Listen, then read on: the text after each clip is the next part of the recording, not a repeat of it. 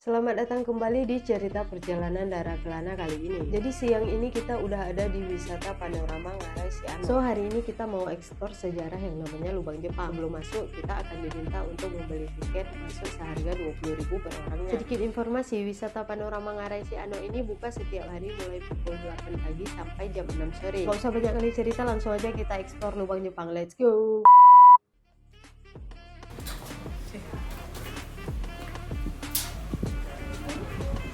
Geng, Oke, jadi kita udah ada di Panorama Ngarai Siano. dan Lubang Jepang. Oke, let's see. Oh my god. Dia pula emang mau let's see.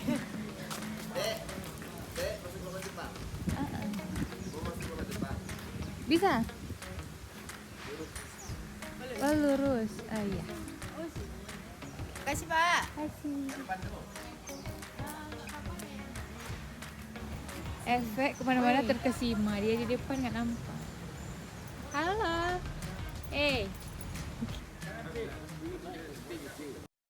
Oke, sekarang ini kita berada di salah satu objek namanya Taman Panorama dan Lubang Jepang. Ya, tempat ini berada di salah satu provinsi namanya Sumatera Barat.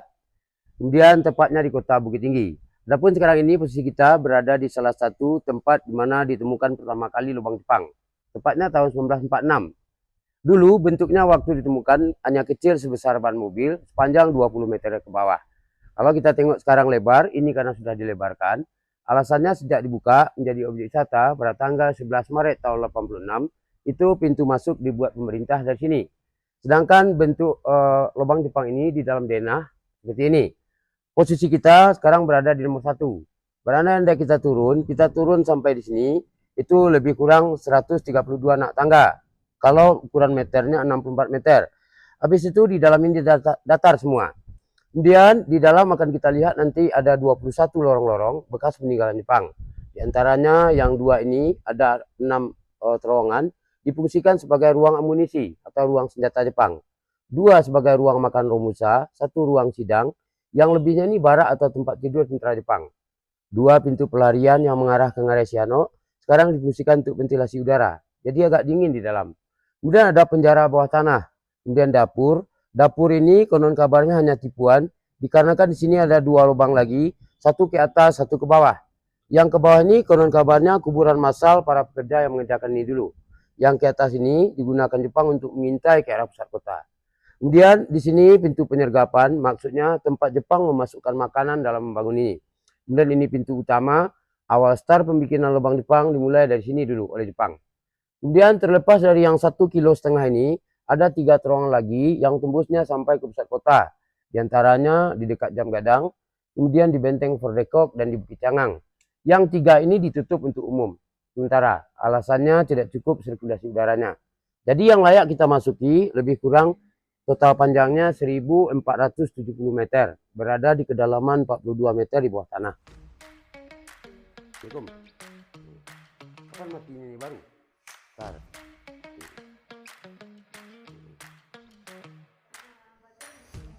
Nggak tahu.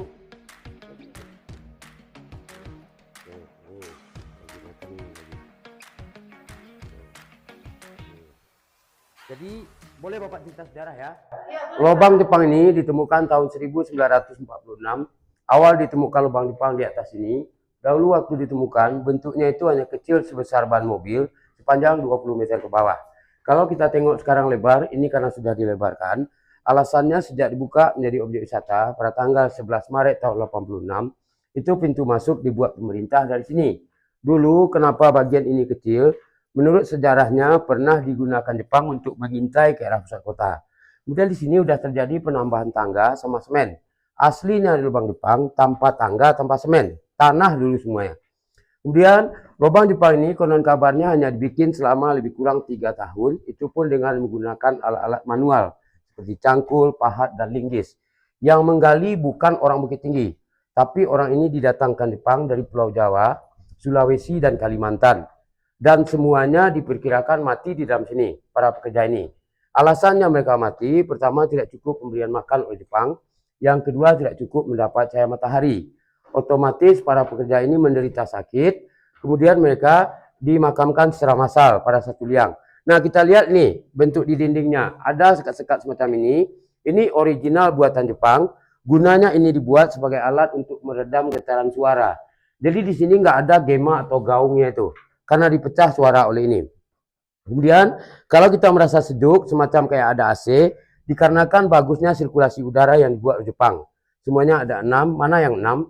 1 awal kita masuk, 5 lagi bakal kita lihat di bawah sana. Itu kenapa dingin di sini kayak ada AC.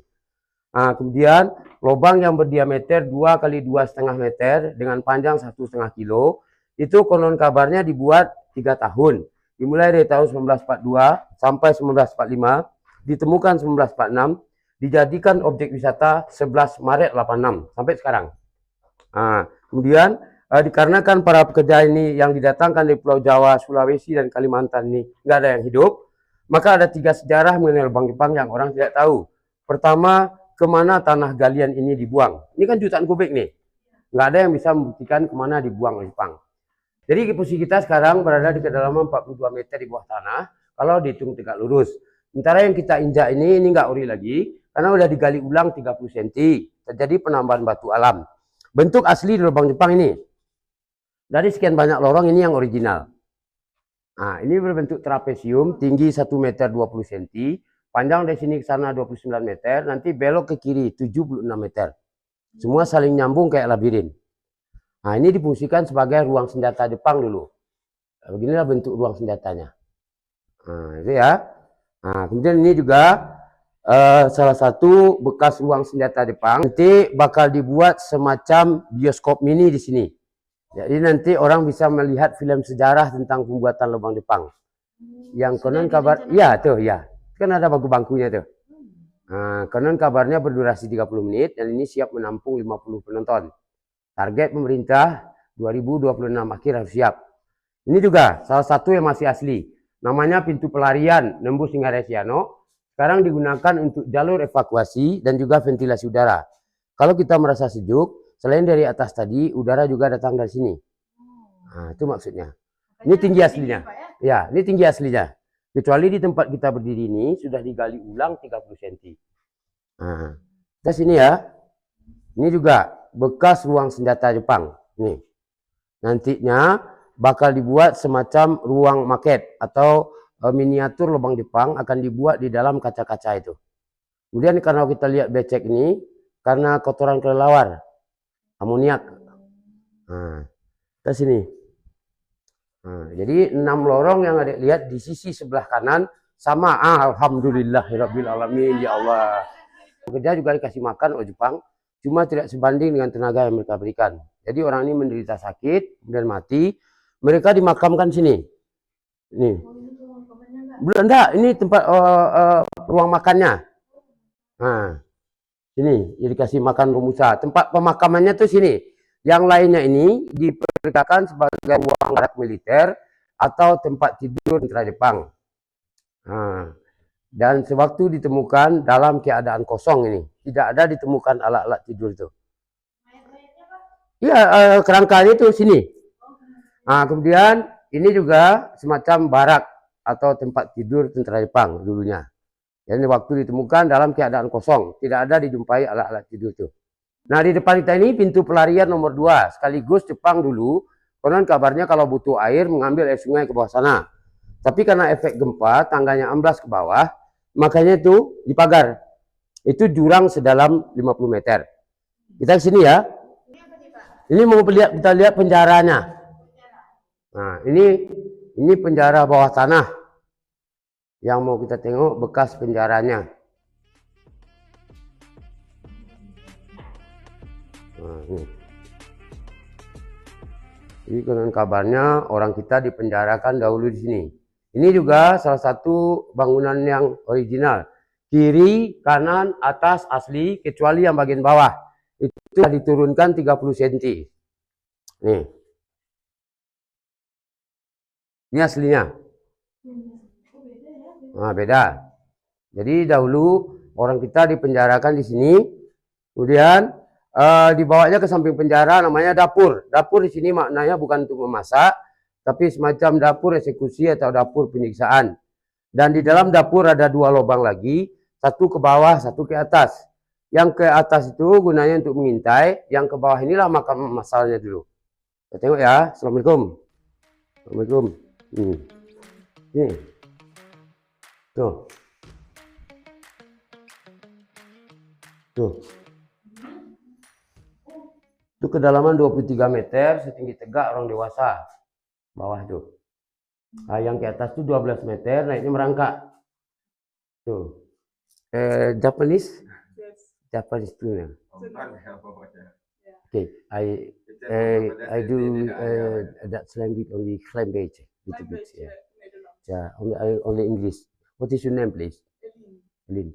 So Benny, he would like to speak more than now, but otherwise he can't speak very well. He said he wished to speak a lot with you. Yes, I speak. Iya, dicoba itu terus. No problem for you? Okay. Okay. Enjoy ya, enjoy your time. Konon kabarnya itu makanan dimasukkan dari sini. Jadi orang-orang kita yang dari Pulau Jawa, Sulawesi, Kalimantan, itu di sini itu dirampok hasil taninya di situ. Nah, itu kenapa dinamakan pintu penyergapan. 10 meter lah di bawah jalan raya itu. Nah, awal pembikinan lubang Jepang dimulainya dari sini dulu. Ini. Penggalian pertamanya, Pak? Iya, iya.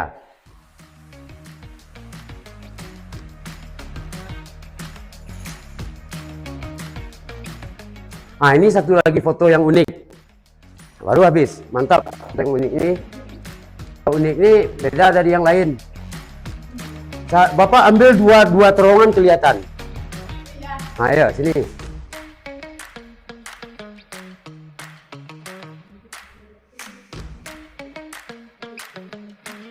Ya, sekaligus fotografer, betul. Bapak hobinya memang itu. Hobinya itu. Ini.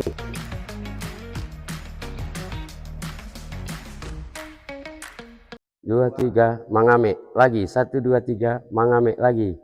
Pura-pura bahagia. Dengan sesi akhir dari dokumentasi dari Bapak Guide kami tadi, begitulah sejarah lubang Jepang yang kami tapaki ini. Ternyata belajar sejarah dengan terjun langsung ke lokasi itu seru cuy. Dan yang gak kalah seru, kami menemukan teman baru. Dia sering dipanggil Elin, yang berasal dari Belanda. Kabarnya dalam misi dia ingin melihat keindahan Indonesia lebih luas secara langsung. Terkait dengan adanya rancangan bioskop di dalam lubang Jepang ini yang diperkirakan akan selesai pada tahun 2026. Insya Allah kami akan kembali lagi untuk menyaksikan langsung sejarah pembuatan lubang Jepang ini melalui bioskop. Kami terus menapaki jalan untuk menuju keluar dari lubang Jepang ini. Sekian sejarah lubang Jepang dari cerita perjalanan Dara Kelana kali ini di Bukit Tinggi. Kalau kalian suka dengan cerita ini, jangan lupa kalian thanks for watching. Bye-bye.